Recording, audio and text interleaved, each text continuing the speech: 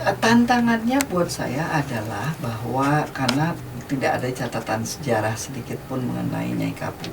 Ya. Kan kalau tentang Hasyim Asy'ari ada beberapa buku tentang beliau ya. Ada yang biografi Hasyim Asy'ari, ada yang jihadnya Hasyim Asy'ari gitu ya. Jadi referensi cukup, apalagi saksi sejarah juga masih banyak gitu ya. Keluarga beliau juga masih banyak juga menyimpan bukan hanya cerita tapi artefak-artefak gitu ya dari beliau gitu. Terus kemudian tantangannya ini lalu di mana ini kan posisi Nyai Kapu, dan juga tidak ada satupun cerita yang diceritakan bagaimana sepak terjang Nyai Kapu gitu ya. Ada plus minusnya. Minusnya menjadi amat sangat minim sekali referensi buat saya untuk memerankan tokoh itu. Plusnya berarti saya masih punya kebebasan untuk mengembangkan karakter itu gitu ya. Jadi akhirnya saya pikir karena beliau adalah istri yang mendampingi sampai akhir hayatnya gitu ya. Jadi untuk mendapatkan roh dan jiwa dari Nyai Kapu gitu ya, adalah dengan untuk mengerti siapa Nyai Kapu, artinya saya harus mengerti dulu siapa Hasyim Asy'ari. Karena biar bagaimanapun juga sebagai istri gitu ya, dia harus mengenal betul siapa suaminya, bagaimana perjuangan suaminya gitu.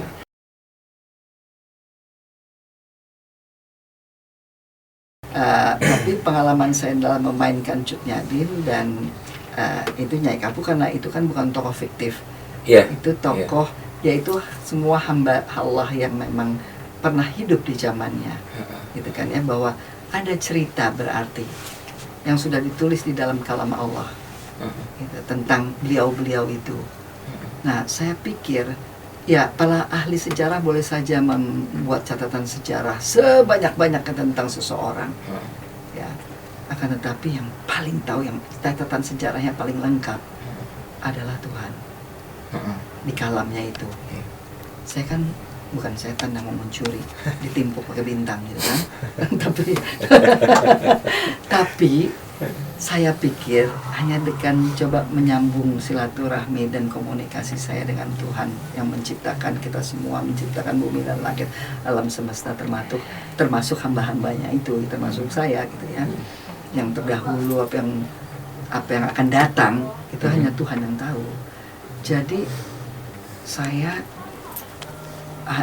berharap Tuhan tahan doa saya ya. Itu salah satu bagian dari persiapan saya sebetulnya. Izinkan saya untuk bisa menjalankan amanat yang sudah Tuhan berikan ini. Karena ini merekonstruksi sejarah, merekonstruksi kehidupan yang memang sudah ada dicatat itu tadi kan Tuhan.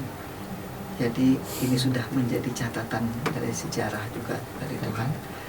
Jadi bimbing saya, perasa dan pikiran saya.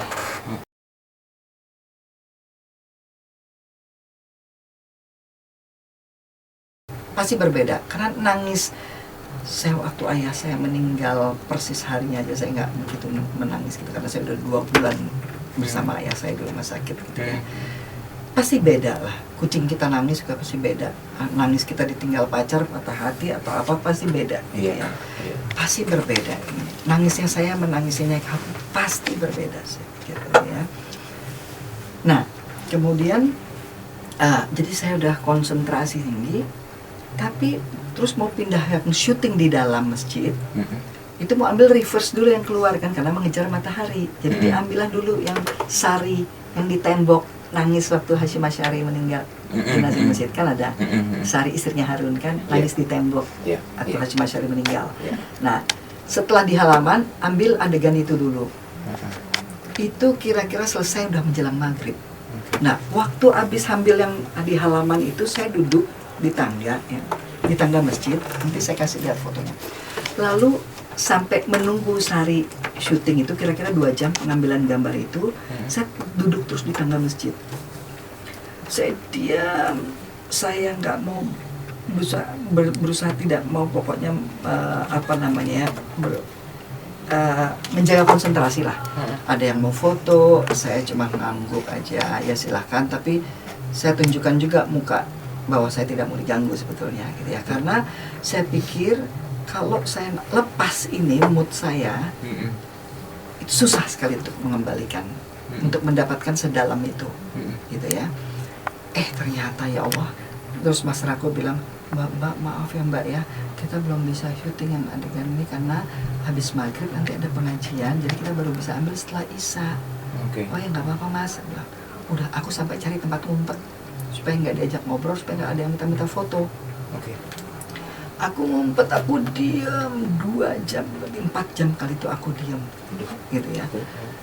Terus setelah itu yang diadakan masjid itu lah gitu. Nah tapi waktu aku duduk di tangga,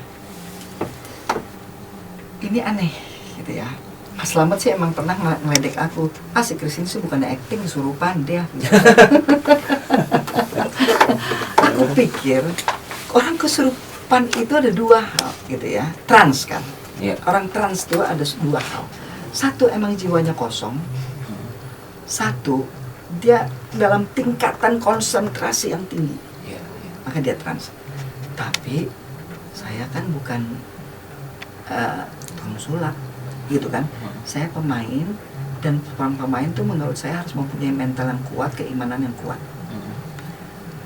Kalau tidak bahaya, kalau tidak dia bisa kolaps. Jadi waktu itu pun saya duduk di tangga, itu rasanya badan saya tuh agak, saya melihat ke halaman pelataran masjid, ya di dalam adegan itu kan ada tuh depan masjid, waktu yang ditandu itu. Itu saya melihat orang seliwar-seliwar, ada santri seliwar-seliwar, ada guru seliwar. Itu dunia tuh seperti hening, tidak ada suara. Yang kedengaran di suara saya nih seolah-olah ya, bukan dengar betulan gitu ya, tapi seolah-olah itu sebenarnya serak. Saya ingat, ini saya kan muslim, di dalam hadis Nabi itu ada diceritakan bahwa pada saat 7 langkah setelah keluarga dan kerabat jalan meninggalkan kubur, maka ahli kubur dibangkitkan. Bila pada saat dia jalan itu dia mendengar langkah. Itu yang aku dengar. Itu yang aku dengar. Tapi aku kayak melihat dari atas, tapi aku tahu aku duduk, tapi kok kayaknya kayak di atas gitu loh. Susah tuh jelasinnya.